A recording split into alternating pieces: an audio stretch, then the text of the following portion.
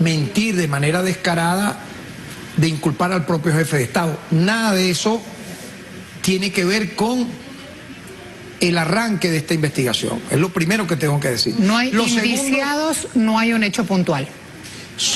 Vinculados a, repito, autoridades del Estado venezolano, más allá, óyeme, más allá de lo que el Ministerio Público tiene. El Ministerio Público tiene, por ejemplo, sobre el caso de David Vallenilla, ocurrió dentro de las manifestaciones, lamentablemente, del año 2017, en medio de un asedio a la base militar Francisco de Miranda, conocido como La Carlota. El sargento Arly Terán, lamentablemente, en un uso desproporcionado de la fuerza sin pensar en el principio de progresividad, etcétera, utilizó esa arma y lamentablemente la consecuencia fue el fallecimiento de David Vallenilla. Bueno, pues bien, lamentablemente tenemos ese detalle fatal, pero la justicia en Venezuela actuó desde el primer momento. En el año 2017, bajo nuestra gestión, se imputó a este incriminado, luego se acusó y finalmente se ha condenado. En casos como este, obviamente, se van a encontrar todos estos elementos, u otros que no voy a mencionártelo en este programa, pero quisiera por lo menos ejemplificar ese caso. Eso es una cosa diferente a toda esa campaña, lamentablemente, para distorsionar lo que es un examen preliminar y ahora lo que es una investigación. Han querido hacer enemigos del Estado venezolano, de la democracia venezolana, para desvirtuar la realidad. La realidad es esta que estamos viendo: una visita intensa de trabajo, reuniones cordiales, muy directas, muy transparentes. En base a todas esas reuniones se llegó a este acuerdo, a este memorándum de entendimiento, donde yo te diría, en un lenguaje coloquial ya más venezolano en este sentido, ¿no? El que no la debe no la teme. Venezuela, con sus órganos de auxiliares de justicia, con el Ministerio Público como titular de la acción penal, con los tribunales penales ordinarios, ha hecho justicia y ha evitado la impunidad. Que podemos seguir avanzando, muy bien. Que podemos desarrollar ese principio de la complementariedad positiva con el apoyo de la CPI, tal como dice el primer acuerdo, perfecto, pero con el debido respeto entre las partes, con la información que queremos conocer. Yo, por ejemplo, como fiscal general de la República Bolivariana de Venezuela, quisiera saber, cuando se habla de cientos de casos, ¿cuáles son? ¿Cuáles son? Dígame el número de expedientes, dígame si la víctima denunció en Venezuela o lo hizo a través de un Twitter en Colombia, si la víctima efectivamente existe, y si la víctima efectivamente existe, ¿cuáles son los alegatos para referir e ir a la CPI que en Venezuela no se hizo justicia, hubo una inacción? Bueno, yo te adelanto algo. Cuando los expertos de la CPI vengan y revisen e investiguen conjuntamente, que es lo que dice en la primera parte del acuerdo, con la jurisdicción penal ordinaria venezolana, con el Ministerio Público venezolano, con los tribunales penales venezolanos, se van a sorprender. ¿De qué? Bueno, de que efectivamente ha habido un largo trabajo, un desarrollo de experticias técnicas, de experticias forenses, de imputaciones. Solamente una cifra te entrego: sentencias definitivamente firmes a partir del año 2017 en relación a violaciones de derechos humanos, más allá del marco de las manifestaciones, me refiero durante estos años, van 188 condenatorias. ¿Qué te dice eso? ¿Qué te expresa eso? Bueno, una actividad vital del sistema penal venezolano, del Ministerio Público, de los tribunales, para castigar a quienes lamentablemente pues se separaron del camino de la ley y violaron derechos humanos. El fiscal Khan ha dicho que él confía en el sistema de justicia de Venezuela y eso está establecido en el memorándum. Revela igualmente que se reconocen los esfuerzos, y lo dice la Sala de Cuestiones Preliminares, los esfuerzos que ha hecho Venezuela para hacer justicia en caso de violaciones a derechos humanos. Pero hay algo importante: la investigación, ¿dónde se va a hacer? ¿Dónde piensas tú que se va a hacer?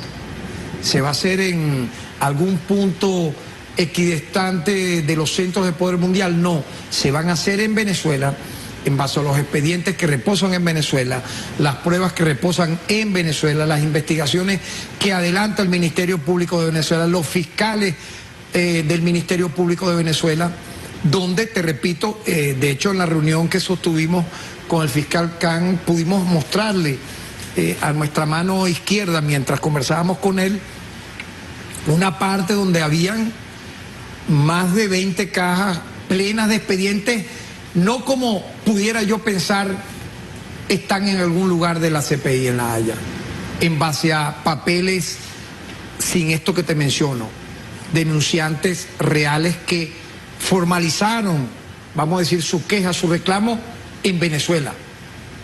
Hasta ahora lo que hemos recabado por fuentes abiertas, muchas de estas informaciones pudieran haber provenido ¿de dónde? Lamentablemente, de entes altamente politizados contra la democracia venezolana. Ejemplo, Almagro-OEA.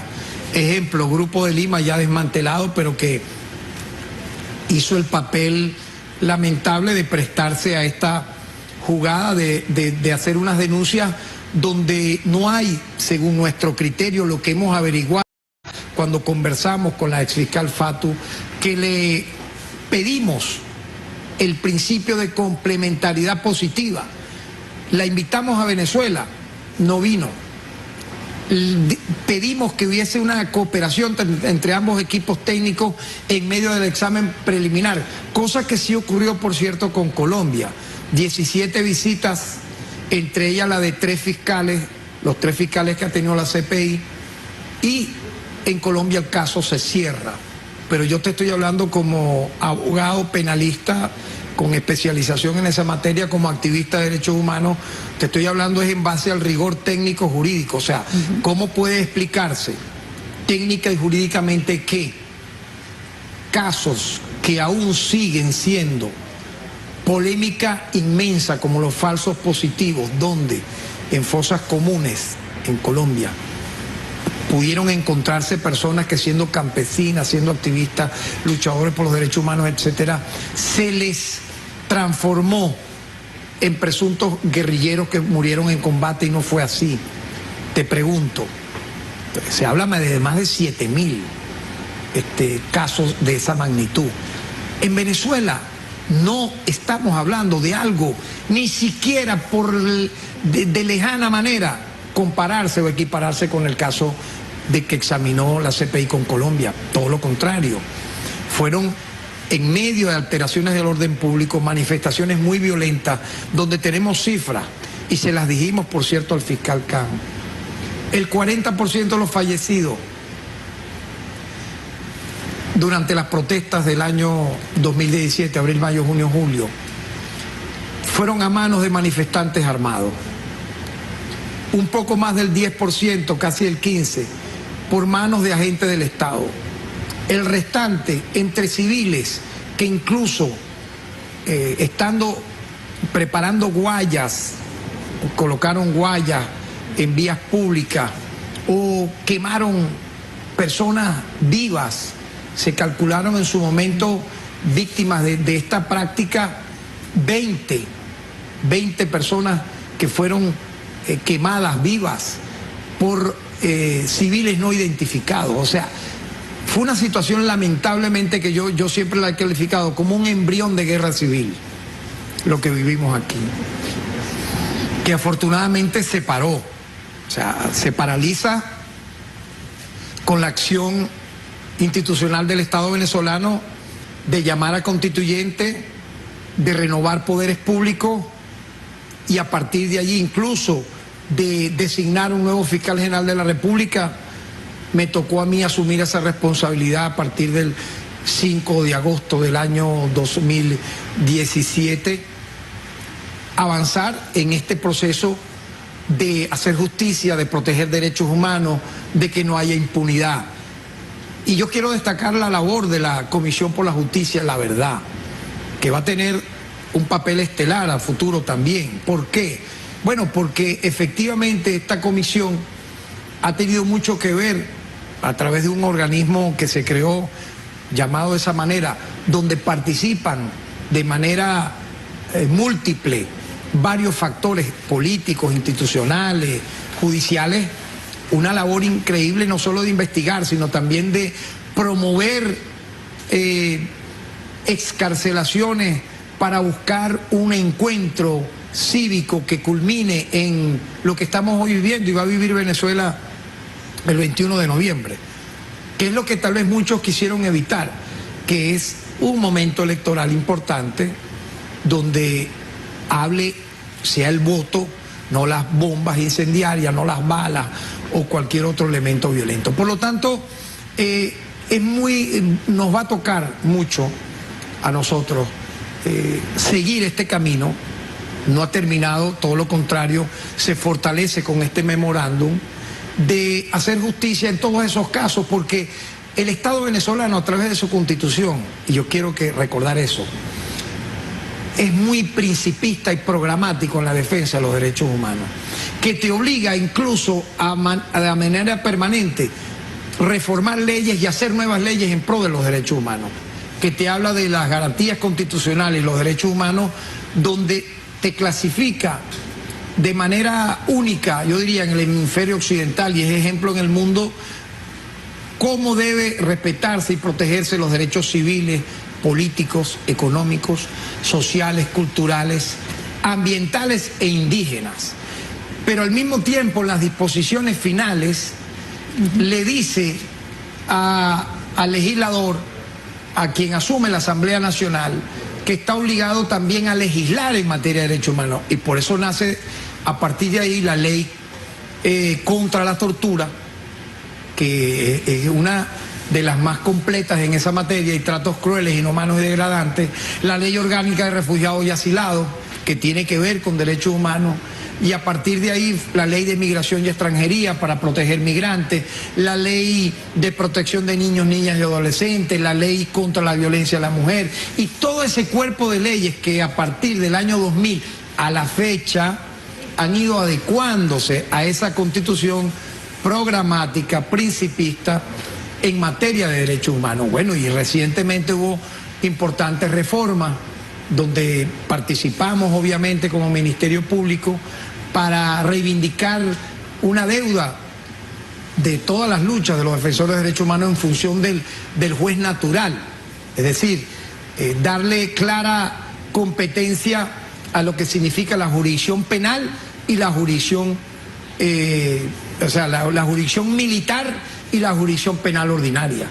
Hoy nos toca a nosotros seguir haciendo en tiempo presente, pero también te puedo hablar en tiempo pasado, porque lo hemos hecho también en tiempo pasado.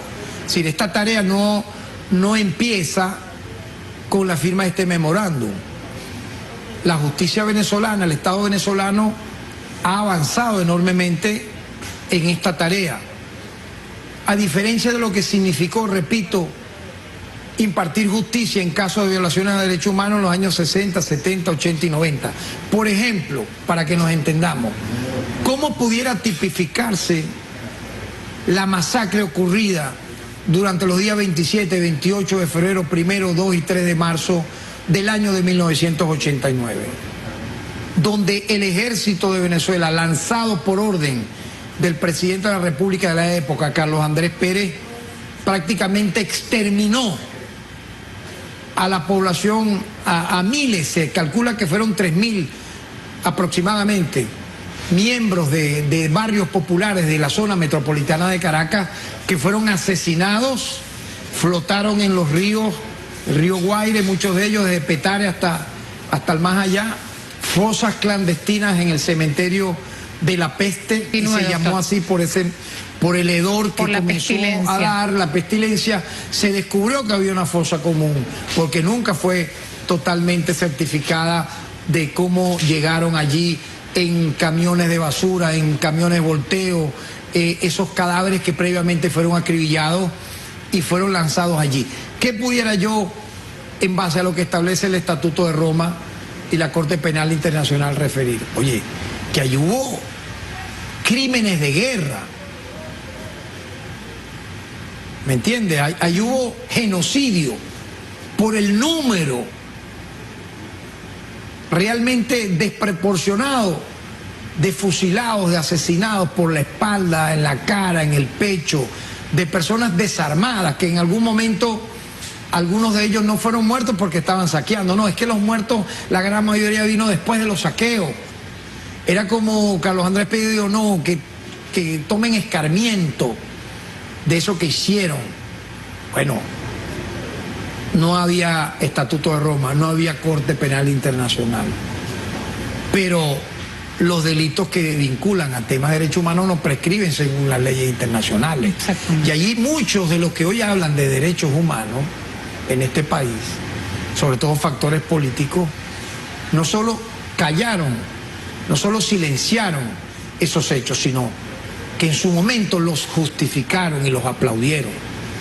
Y quienes denunciamos todos esos hechos fuimos criminalizados, perseguidos, estigmatizados, etcétera. Entonces yo tengo que hacerte esta referencia histórica porque las diferencias son no solo estructurales y orgánicas.